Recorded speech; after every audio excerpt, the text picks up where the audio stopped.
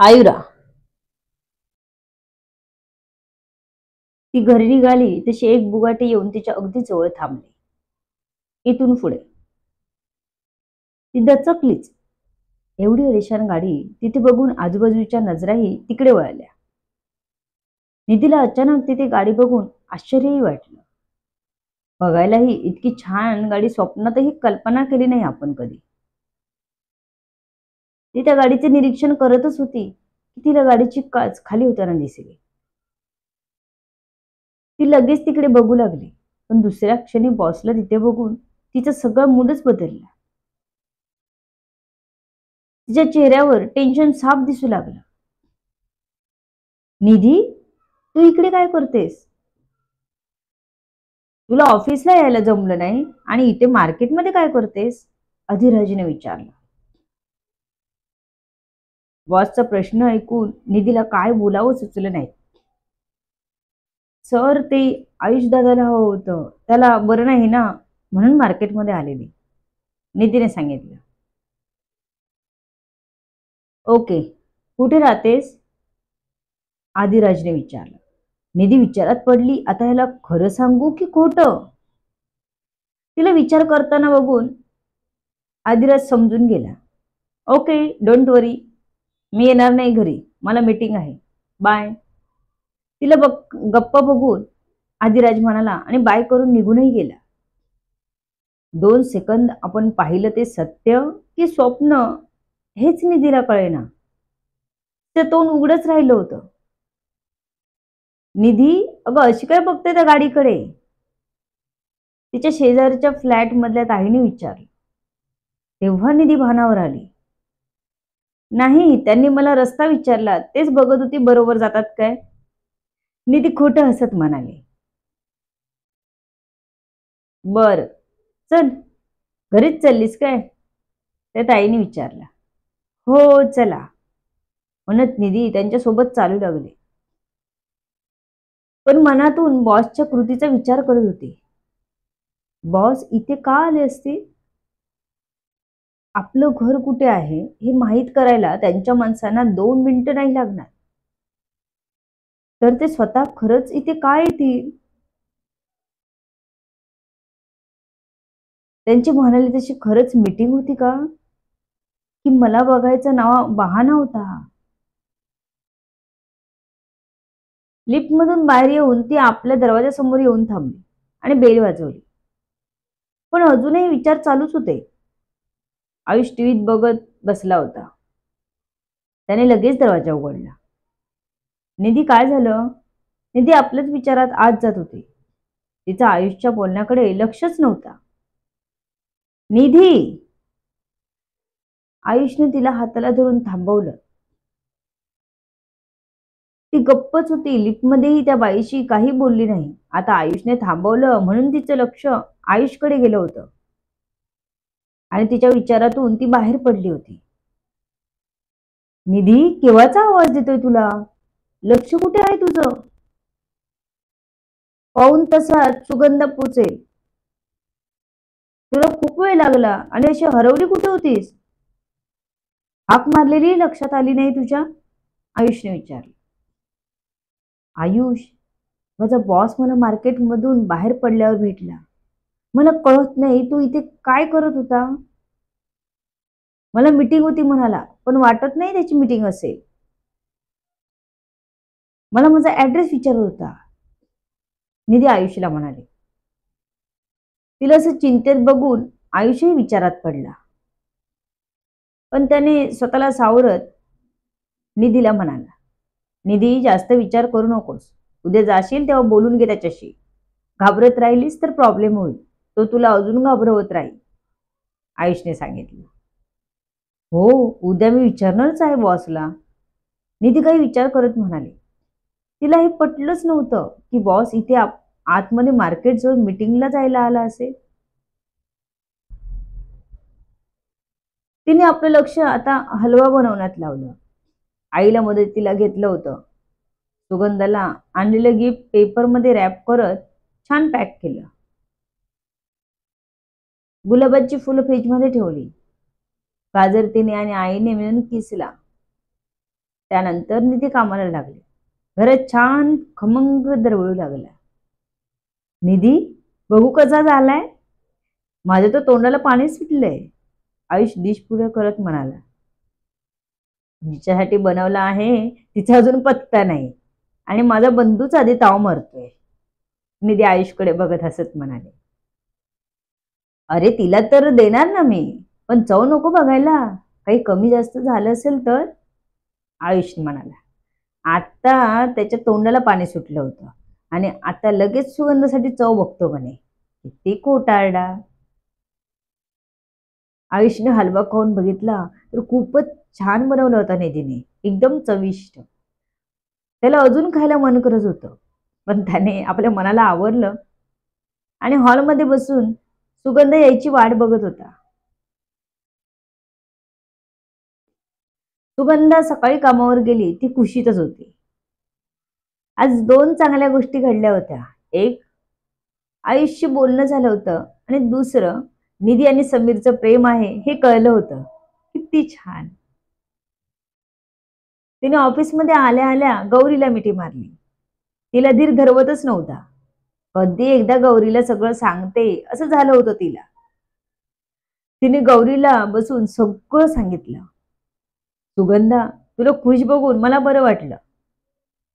मला एक दिवशी भेटव तुझ्या आयुष्याला. नाही कान पिळले तर मला विचार. तुला खूप त्रास दिले ना त्यांनी, गौरी म्हणाले.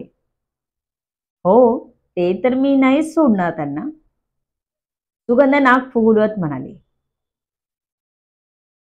आज भेटल्यावर काय म्हणतात बघू. तसंही त्यांनी माफी मागितली आहे, पण तरीही त्यांना असंच सोडायचं नाही हे मी ठरवलंय, सुगंधा म्हणाली आणि गालात हसली. मनात कल्पना करत होती, ती जेव्हा त्याला त्रास देईल तेव्हा आयुष काय करेल, कसं मनवेल तिला. कल्पना करून करूनच तिचे गाल गुलाबी होत होते. कोणीतरी आज खूप लाजतंय. काल कोणीतरी दुःखी होतं, आज खूप खुश आहे, गौरी म्हणाली. हो, आज मी भेटायला जाणार तर मला खूप आनंद झालाय. मला कधी एकदा त्यांना बघते असं वाटू लागले, सुगंधा म्हणाले.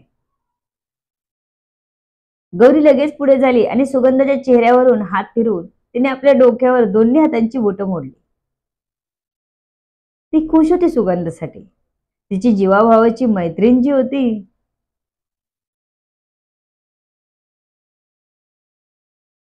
आजचा कामावरचा पूर्ण दिवस सुगंधाचा आनंदात गेला.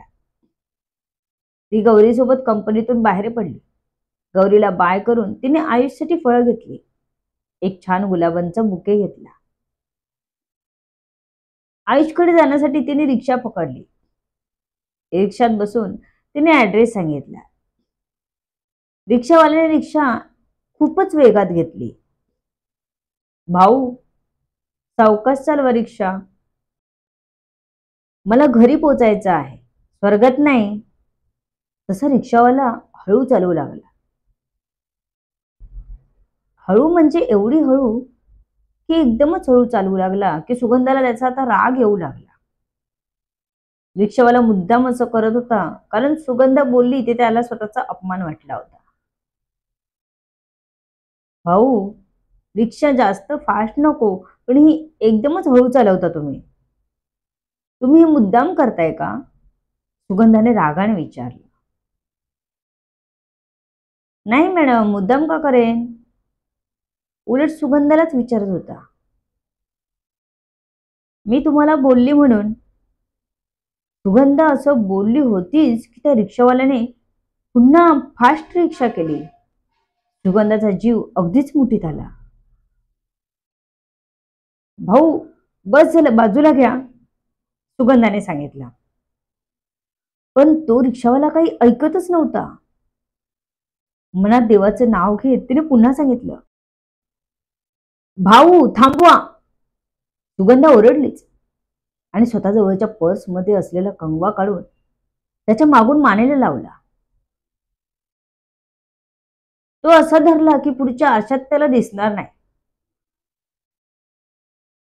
थांबवतोस की कापू मान तुझी, असं रागात म्हणताच त्याने बाजूला घेत जोरात ब्रेक लावला. बाजूची धूळ उडत रिक्षा थांबली.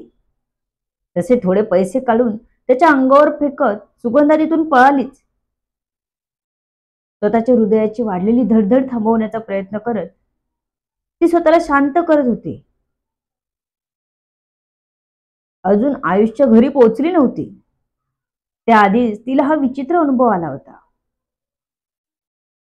आज छोट्याशा कांगव्यामुळे तिचा जीव वाचला होता. हे रामराया, आज वाचवलंच. माहित नाही एक एक विचित्र नमुने कसे निर्माण करतोस. सुगंधा देवालाच प्रश्न करत होती. आता ती नॉर्मल झाली होती. गडबडीत बुके त्याच रिक्षात विसरली होती. मरू दे तो बुके, जीव सलामत तो पगडी पचास, ती स्वतःशीच मोठ्याने म्हणाली. आता तिला दुसरी रिक्षा पकडायला हवी होती. राहून राहून प्रश्न पडत होता तिला, जर तिने चाकू लावल्याची ऍक्टिंग केली नसती तर त्या रिक्षावाल्याच्या मनात नेमका काय विचार होता असे? असं किती जणांना तो फसवत असेल? आपण जाता जाता पोलीस कंप्लेंट करावी का? ती मनाशीच विचार करत उभी होती. जर पोलिसांनी आपल्यालाच खूप सारे प्रश्न विचारत राहिले तर? सुगंधाला एक सवय होती. रिक्षात बसली की रिक्षाचा नंबर बघून घ्यायचा. त्यामुळे तिला लक्षात होता त्या रिक्षाचा नंबर. तिने आजूबाजूला चौकशी केली. तिथे जवळपास कुठेच पोलीस स्टेशन नव्हतं. तुर्तास तो विषय तिथे सोडून ती दुसरी रिक्षा बघू लागली. खूप वेळ हात दाखवल्यानंतर तिच्या जवळ येऊन एक रिक्षा थांबली. तिने आधी रिक्षावाला बघितला, नंतर रिक्षा नंबर बघितला आणि ऍड्रेस सांगून रिक्षात बसली. आताचा रिक्षावाला चांगला होता. व्यवस्थित रिक्षा चालवत होता. अधूनमधून सुगंधाशी बोलतही होता. तेव्हा कुठे सुगंधाला रिलॅक्स वाटलं. तिने सांगितलेल्या ठिकाणी त्या रिक्षावाल्याने सोडलं.